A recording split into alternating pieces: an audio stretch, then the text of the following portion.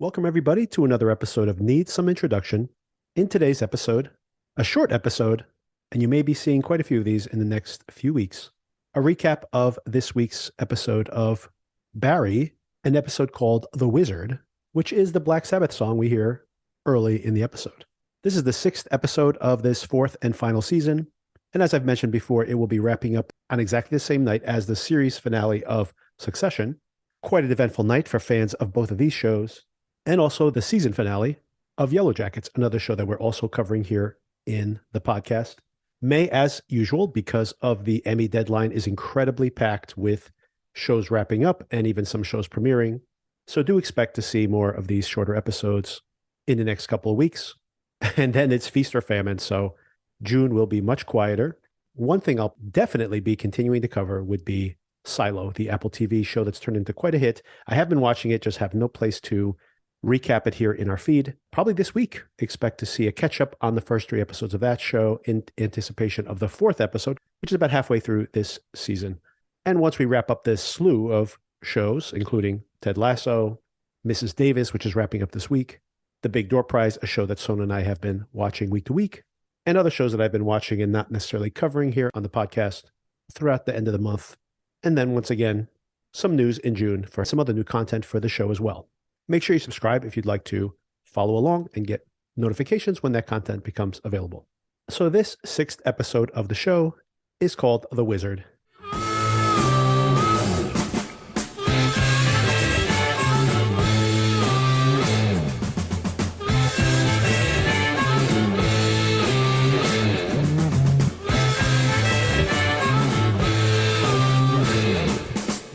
Here's a show that, when it comes to upcoming teasers for next week, gives us nothing, not a hint at what is to come in the next episode, or barely. At least you may get a location out of it, minimally. And here on the Previously On makes almost a mini movie. This could work as not only a little recap snippet, but a stylish short film of its own. Basically, speaking to the thematics of the show itself, all these people caught in this vicious cycle of these violent acts and trapped in some ways in their own personal purgatories, awaiting Barry's next move. As we open on the episode, what a bizarre sequence of events here. We have Barry trying to get Sally to learn how to assemble the pistol. She says, "Can't we just keep the safety on?" Barry's rationale is that boys know innately how guns and cars work. Not sure that's true, especially the cars part. Sally refuses to partake in this exercise and also is not on board with Barry going on this murderous mission. First of all, if they've truly turned over a new leaf and they've become these religious people, this does contradict everything they supposedly stand for. But Barry's dead set on getting even with Jean, telling her that this is going to draw additional attention to them that they don't need. Sally says, "So you're going to kill everybody? You're going to kill the people at the studio?" And he's like, "No, just Jean." And she mentions, "Are you sure? Are you sure this isn't just your vendetta against Jean because he got you caught?" And he says, "No, absolutely not. It's a way to protect the family." And maybe indicative of Barry throughout the course of this show, really never understands his real rationale for the decisions he makes. Barry's ultimatum here is chilling. He says, "We either do this or we drop John off at an orphanage and we commit suicide." Barry/Clark says his goodbyes to his son, John. Now remember, Barry doesn't work. He's home all day long with his son as much as he can, tries to control his son from even hanging out with the other local boys in this desert community. So this is traumatizing to John. He's afraid of spending too much time with his mom. "Please give Mommy the strength to not leave the house and to tend to John's needs. Amen."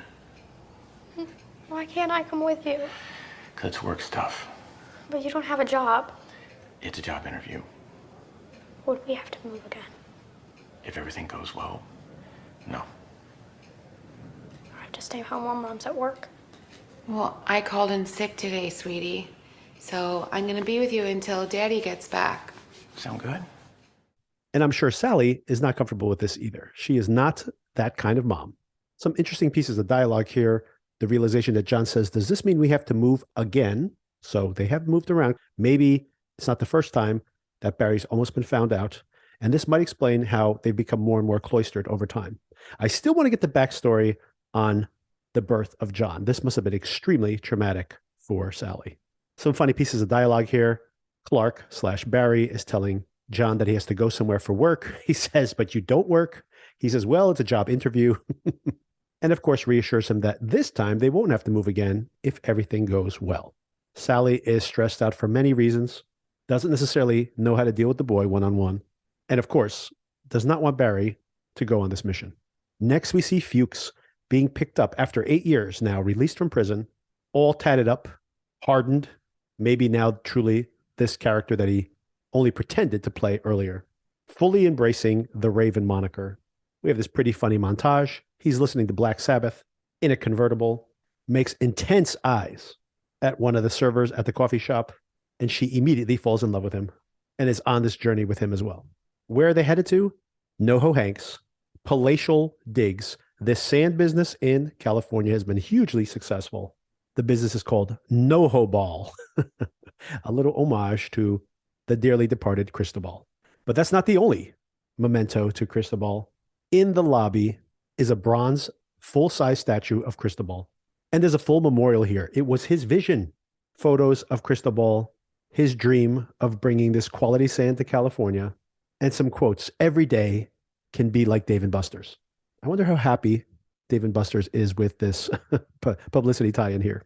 Hank seems simultaneously happy to see Fuches and a bit wary as well. Hank says, what happened to you? Fuches says he found himself.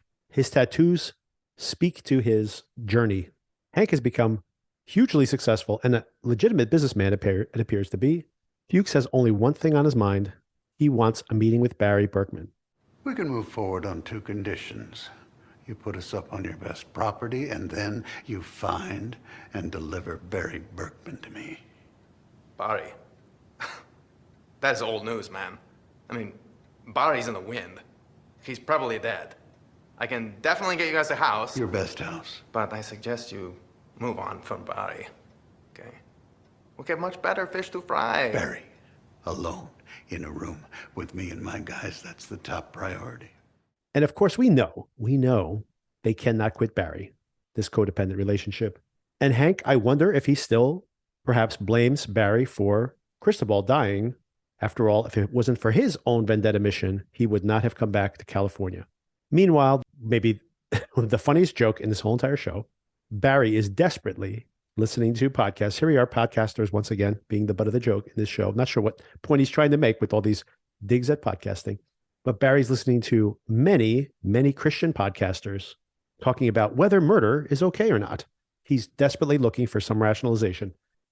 And progressively, he goes further and further down to sketchier Christian podcasters, looking for any excuse. And he seems to be vibing on a lot of these podcast episodes, but then all of a sudden they're like, well, except for murder, of course. Murder's pretty much unforgivable. He's like, nope, on to the next episode. Gene's back in Los Angeles, back with Tom, who's been living in his house apparently this whole time, 8 years. Gene is truly disturbed by Tom's collection of, what is this, puppets? This is a pretty disturbing collection of knickknacks. Tom and Gene meet with this Warner Brothers executive. She explains the pitch of the film. It's going to be about Barry. Barry will be the lead character, but Gene is the hero. He's the one who takes Barry down. The story of a teacher who is stalked by his student, but eventually he gets the upper hand. Gene at this moment, I mean, unless he's really, really somehow overcome this massive ego he's had in the past, and maybe his time away at this Israeli kibbutz has cured him of this. So this does plant an interesting seed. If Gene has really turned over a new leaf, is this show about redemption? But if that's the case, do we believe that Hank has indeed overcome his criminal past, can let the Barry vendetta go, can accept the success he has now? Can Gene actually forgive himself for what he's done and take the higher road, be content with what he has, and not give into this desire to be famous, to be appreciated by his peers? One thing's for sure, Barry has not redeemed himself. Barry, I think, pretends that he is this new father, that his concerns are only for his family, that he is a good Christian. But then we see him trying to find an argument that rationalizes his own violent impulses. He says he's going after Gene not on a vendetta, but to protect his family. But is any of that true? And is any of these other performances we see from these other characters true either? Maybe that's the question we're trying to solve here in the last couple episodes of the show. Tom doesn't believe it. Tom, of course, wants to get paid, as any agent would. And I mean, he's known Gene for a very long time. Hasn't seen him in quite some time, but he's known him for a very long time. And he knows that his need to stroke his ego is almost insurmountable. This executive mentions that they're going to make this movie one way or the other, and it is the truth of the situation. But Gene does make a legitimate argument that this film would simply be glorifying a psychopath and exploiting the victims of this crime.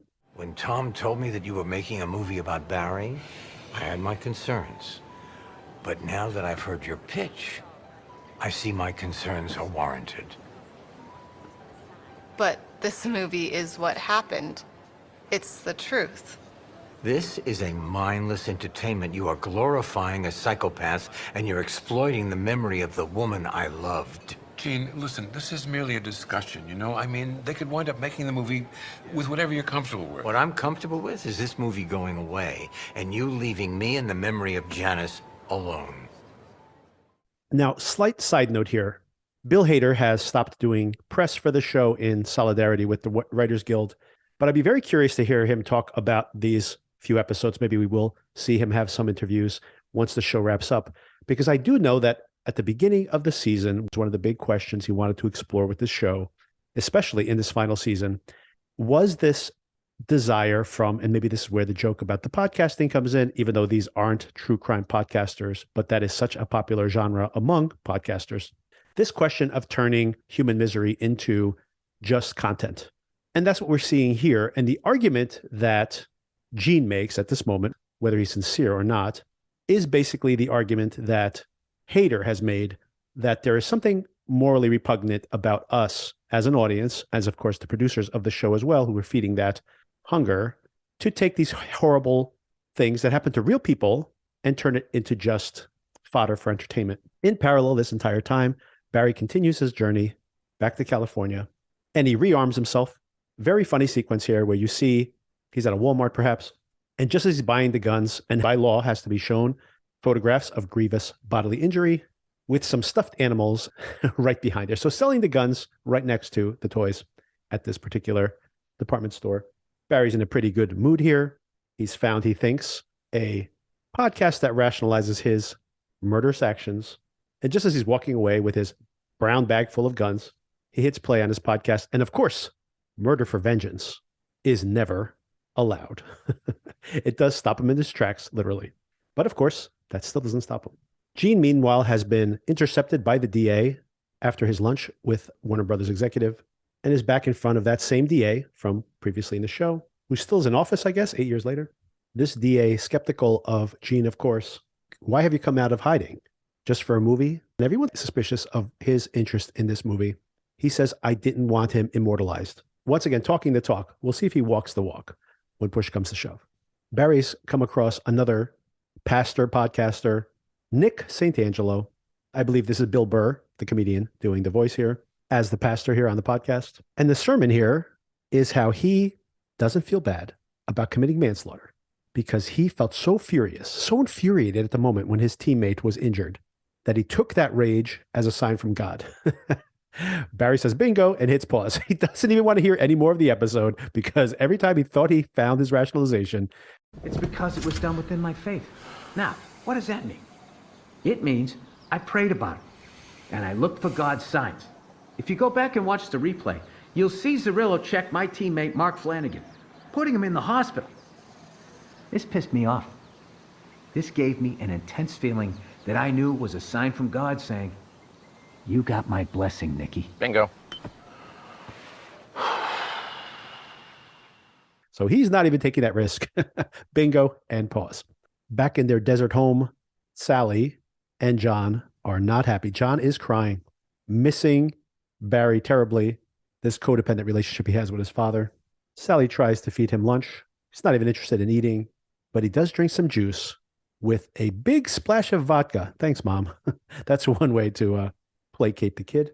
Hank takes the guys to this gaudy but luxurious house. They're oohing and eyeing, literally, As he shows them all the amenities, they're all snapping photos.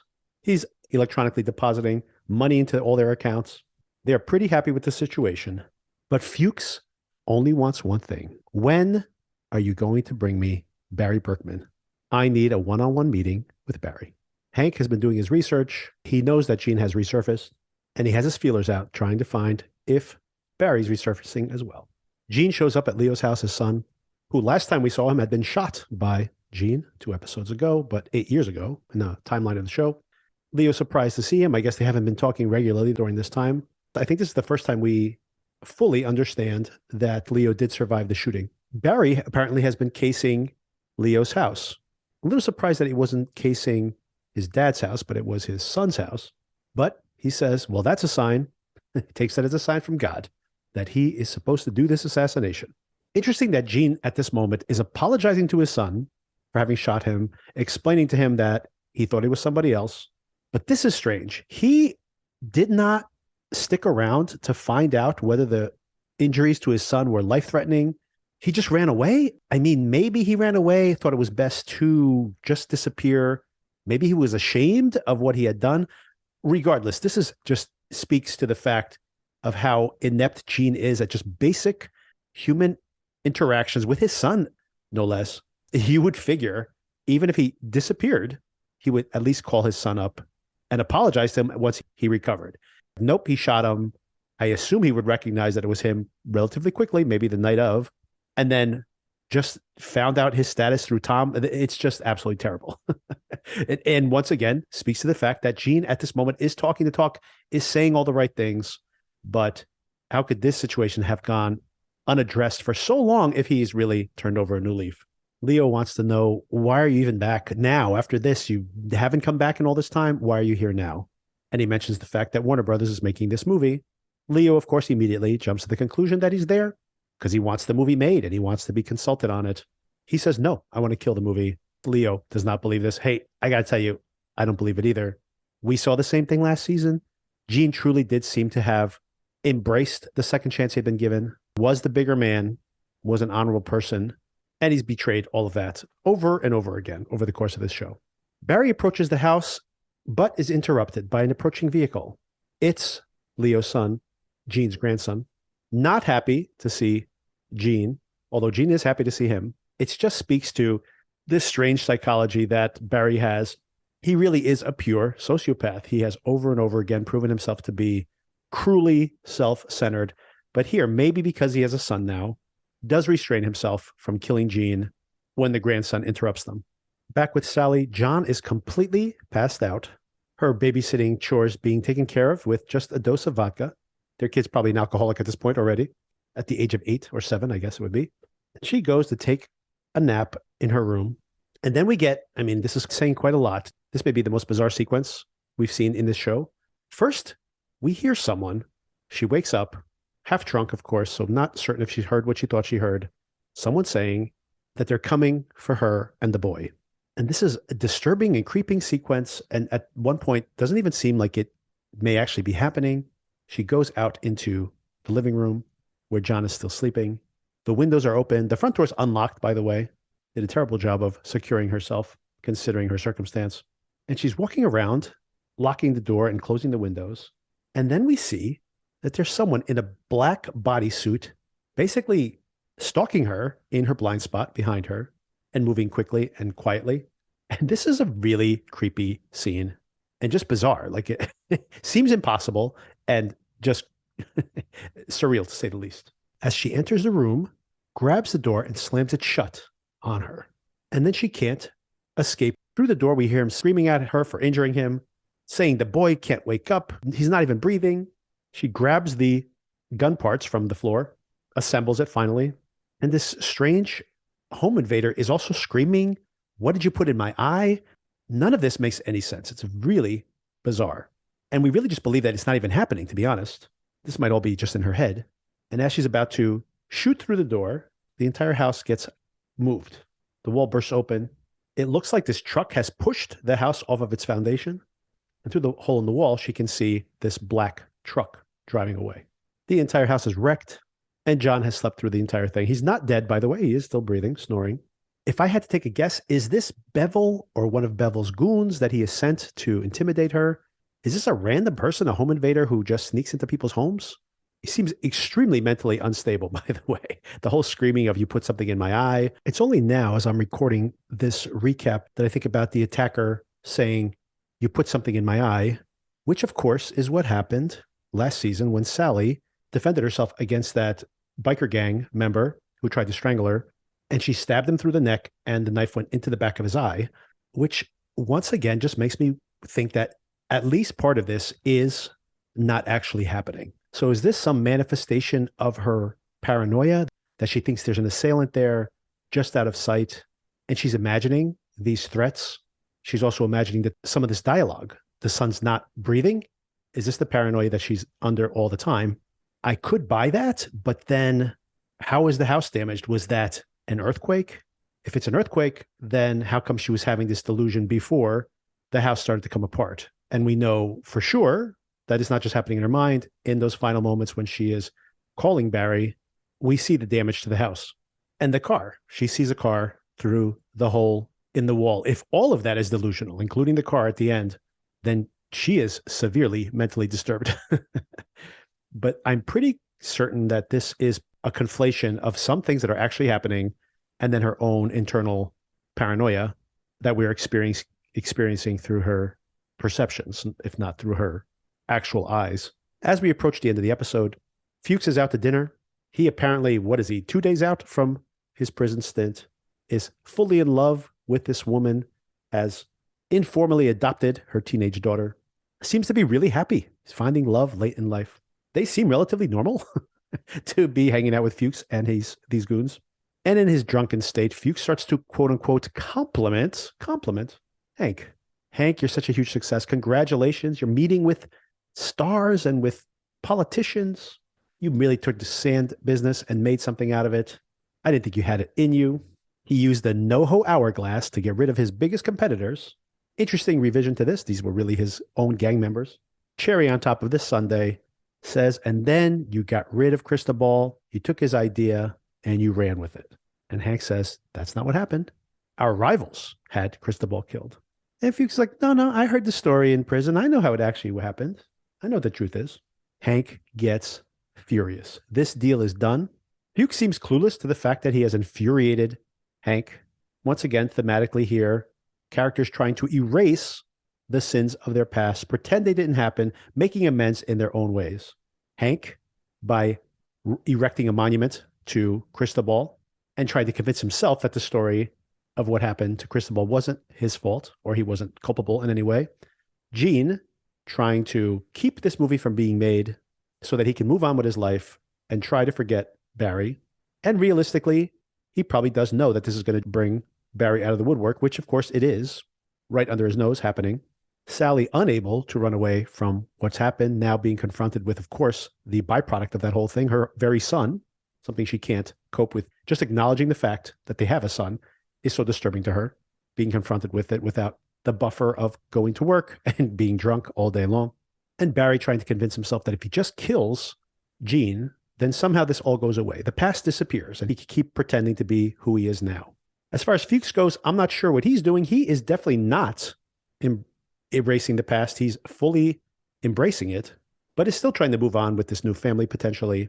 And he seems surprised when he just states facts and people are surprised to hear them coming out of his mouth. And as we get to the very end of the episode, Sally is terrified now, calling Barry. She's just telling him to come home, that she should be more concrete about what's happening there at the house. Hearing that someone broke into their house and probably made it structurally unsound would be enough to bring him home. But that all may be a moot point considering where things wrap up in the next couple of minutes. Gene, meanwhile, back at his house. It's nighttime now. Looking for Tom. Don't know what happened to Tom. I have a feeling he's just not there at the moment because Barry's on the outside of the house. Looking through the window, he does see Gene. And this is really good acting here by Hader. He's pained seeing Gene again and maybe feels some empathy here for him. But he's still going forward with his plan. He comes around, approaching the front of the house. The door is still open. He can see Gene walking around inside. He's sneaking, trying to be as stealthy as possible. And just as he's about to enter the house, a sack over his head. He's knocked out. When he comes to, he's in the garage, restrained, and looking at Jim Moss. Wow, so what an episode here. I love this exploration of these people trying to escape their pasts. They try to reinvent themselves, performing for each other, performing for themselves even, but can they ever truly escape their pasts? Jim here at the very end, also someone trapped in the same narrative, the death of his daughter, something he can never forgive himself for, forgive Jean for, forgive Barry for. But now he has Barry exactly where he wants him. And I really am curious to see how the show is going to resolve this.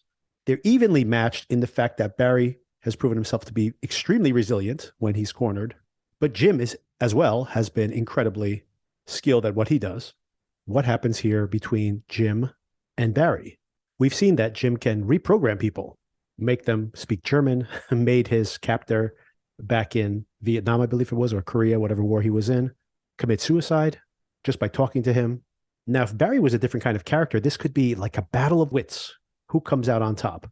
But Barry's completely guileless. He is like a child, basically.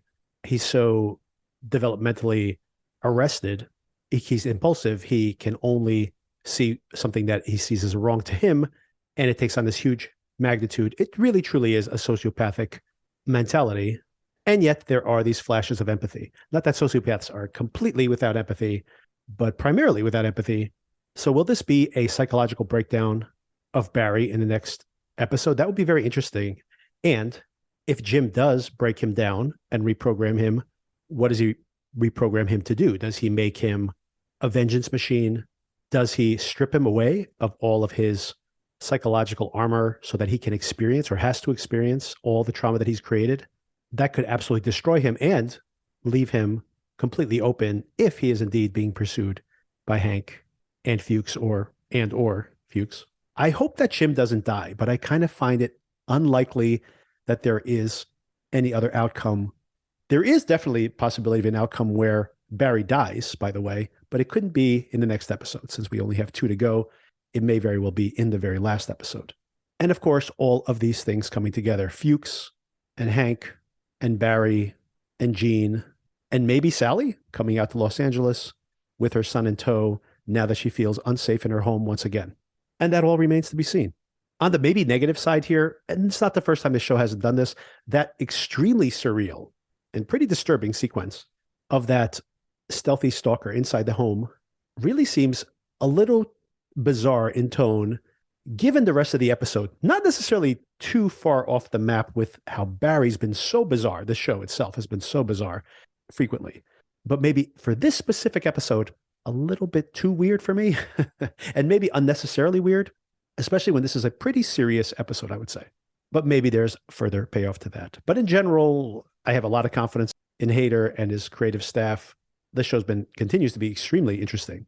And we have just 2 episodes to go. Son and I will be back on Friday with a longer episode discussing this upcoming 8th episode of Yellow Jackets. But before then, Miss Davis and The Big Door Prize both wrap up this week. And I have lots of things to say about both of those shows. So expect to see that relatively quickly also. Talk to you soon.